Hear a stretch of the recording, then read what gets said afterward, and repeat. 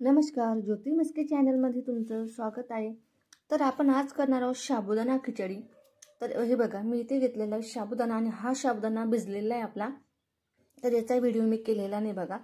तर बरेच जण रात्री भिजू घालतात, तर मी हा साबुदाणा सकाळी भिजू घातलेला आहे।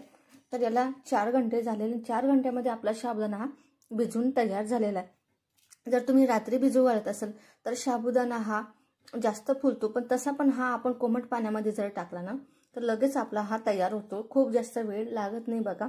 तर हा आपला इथं साबुदाणा भिजलेला आहे आणि अगदी मोकळा झालेला आहे बघा, कोणत्याच प्रकारचा इथं गाठा झालेला आहे, अगदी मऊसूत झालेला आहे। तर आपल्याला खिचडी करण्यासाठी लागणारं साहित्य बघा, इथे मी घेतलेलं आहे आलू, आणि हा आलू मी इथे उकडून नाही घेतलेला, तर हे कढईमध्ये मी वाफलून घेतलेला आहे बघा। तर इथे मी घेतलेला आहे एक बटाटा, आणि हा बटाटा मी तेलामध्ये थोडासा वाफलून घेतलेला आहे। जर तुम्हाला वाटलं असेल तर तुम्ही इथे हा कुकरमध्ये 1-2 शिट्टी पण घेऊ शकता याची बटाट्याची। आणि इथे घेतलेली मी हिरवी मिरची, इथे आपल्या अंदाजानुसार आपली इथे हिरवी मिरची घ्यायची। आणि इथे घेतलेलं आहे मी शेंगदाणे, आणि शेंगदाणे मी थोडे बारीक केलेले आणि काही जाड ठेवलेले। थोडेसे जाड असले ना तर याने टेस्ट छान येते बघा, त्याच्यामुळे ना थोडेसे इथे आपल्याला हे अख्खे शेंगदाणे पण ठेवून घ्यायचे थोडे ना। आपण हे मिक्सरच्या भांड्याला न काढता आपण हे याच्यामध्ये खलबत्ता वगैरे जो असतो ना त्याच्यामध्ये पण आपण हे बारीक करू शकतो, आणि त्याच्यामुळे टेस्ट पण छान येते। शेंगदाण्याचं तेल, जर तुमच्याकडे शेंगदाण्याचं तेल नसेल तर इथे तुम्ही तूप घेऊ शकता। आणि याच तेलामध्ये मी बटाटे फ्राय करून घेतलेले आहे बघा।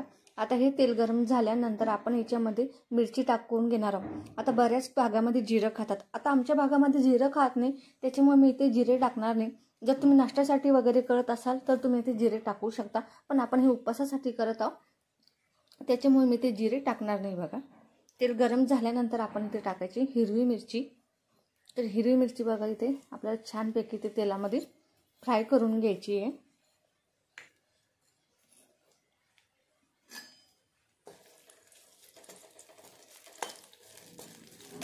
तुपामुळे पण टेस्ट छान येते, जर तूप असेल तर तूप टाका। आता माझ्याकडं शेंगदाण्याचं तेल असल्यामुळे मी ते शेंगदाण्याचं तेल टाकून घेतलेलं आहे बघा। मिरची छानपैकी ते फ्राय करून घ्यायची, ते आपली मिरची कच्ची राहायला नको बघा। कच्ची जर राहिली ना तर आपल्या उसळीची टेस्ट छान लागत नाही, त्याच्यामुळे इथे आपण याचा कलर चेंज होईपर्यंत आपण ही मिरची ते फ्राय करून घेणार आहोत। आणि ती मिरची फ्राय करताना इथे टाकायचं आहे थोडंसं मीठ, तर इथे मी थोडंसं मीठ टाकून घेते, त्याच्यामुळे अजून छान टेस्ट येते आपल्या खिचडीला। याच्यामध्ये आपण आता मीठ टाकून घेतलेलं आहे।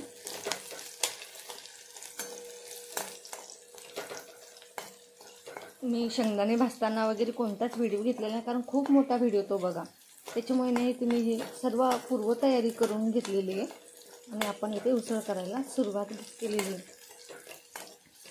जर तुमचा शेंगदाणा हा मोकळा होत नसेल तर तुम्ही इथे थोडासा दुधाचा पण वापर करून साबुदाणा भिजू घालू शकता, त्याच्यामुळे पण ना उसळीला पण टेस्ट येते आणि साबुदाणा पण छानपैकी भिजतो आणि मोकळा होतो। आणि माहिती का, परत जर असं काही झालं तुमचा साबुदाणा खूप जास्त पाणी वगैरे झालं तर तुम्ही त्याला 10 मिनिटासाठी फ्रीजमध्ये ठेवा, तो पण मोकळा होतो। तर आता इथे आपल्या मिरचीचा कलर बदलत आलेला आहे, बघू शकता तुम्ही। इथे तुम्हाला ज्या आकारात हव्या त्या आकारात तुम्ही ती मिरची कट करून घेऊ शकता।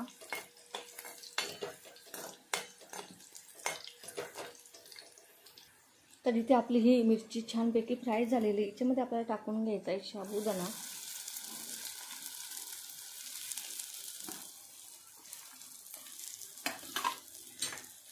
आणि हा परत इथे मिक्स करायचा आपण, आणि यात टाकायचा आहे आपल्याला हा बटाटा।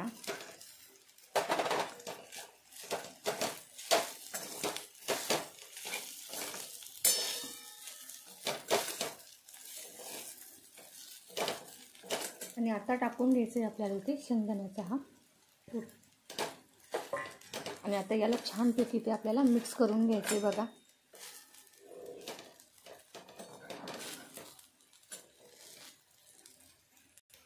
इथे आपल्याला हे एका हाताने आपली ही जी कढई आहे ना ती छानपैकी ती पकड घ्यायची आहे तिला, आणि छानपैकी ती याला मिक्स करून घ्यायचं आहे बघा आपल्याला, कारण आपला साबुदाणा हा कच्चा राहायला नको, त्याच्यामुळे आपण आता इथे हे याला छानपैकी मिक्स करून घेणार आहोत। बरेच जण कोथिंबीर घालतात, पण हे उपासाला चालत नाही, त्याच्यामुळे हे सर्व गोष्टी आपण इथे स्किप केलेल्या आहे बघा. अगदी मोकळी होते तुम्ही जर या पद्धतीने आपली उसळ केली ना. आणि ही आपल्याला 1 मिनिटासाठी परत वाफेवरती शिजवून घ्यायची.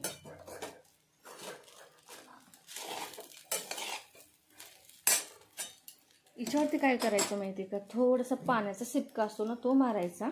तर इथे मी मारून घेते बघा. तर इथे तुम्ही बघू शकताय. आणि याच्यावरती आपल्याला 1 मिनिटासाठी झाकण ठेवून घ्यायचं आहे आपल्याला हे. आणि इथे टाकायचं आहे आपल्याला मीठ चवीनुसार. आणि परत हे आपल्याला इथे मिक्स करून घ्यायचे. बघा अगदी मोकळी झालेली. आता 1 सेकंदासाठी परत झाकण ठेवू. तर बघा इथे तयार झालेली आपली उसळ तुम्ही बघू शकता. अगदी मोकळी झालेली बघा.